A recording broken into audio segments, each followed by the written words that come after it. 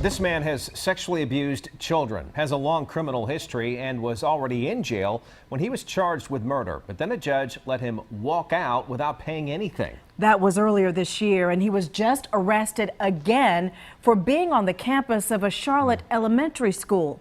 Channel 9's Glenn Counts has been investigating this case. Glenn, people have a lot of questions about this one.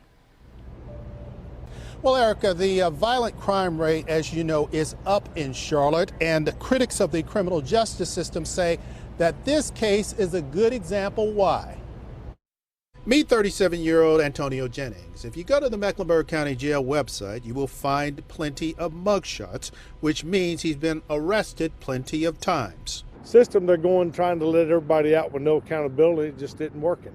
Jim Camp is a bondsman. He is also one of the leaders of the NC Jail Watch, which keeps an eye on how people are released from jail. Jennings is one of the people that Jail Watch says should never get out. In 2001, he was convicted of indecent liberties, convicted of the same charge again in 2007. In 2015, he was cited for failing to report his new address as a registered sex offender.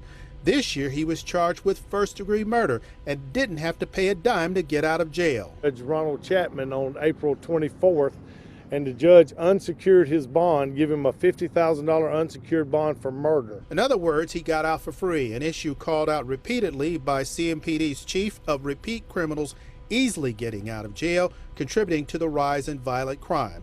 So what did Jennings do with his freedom? Well, one of the places police say he visited was Behringer Academy on multiple occasions, which is something a registered sex offender should never do.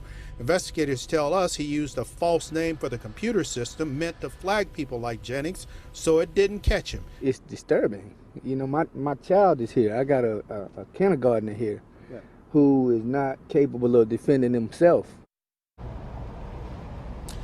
Well, prior to that arrest last week, Jennings allegedly told probation and parole that he was moving to Stanley County. As a result, all of his paperwork was moved to that county. Now investigators tell us he has yet to register there. Erica? All right, a lot of this still unraveling out there. Thank you, Glenn, for that update.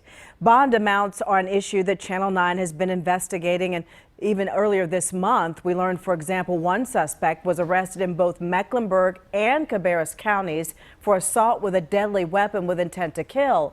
Well, in Mecklenburg County, the bond was set at just $5,000. In Cabarrus County, it was set at $200,000.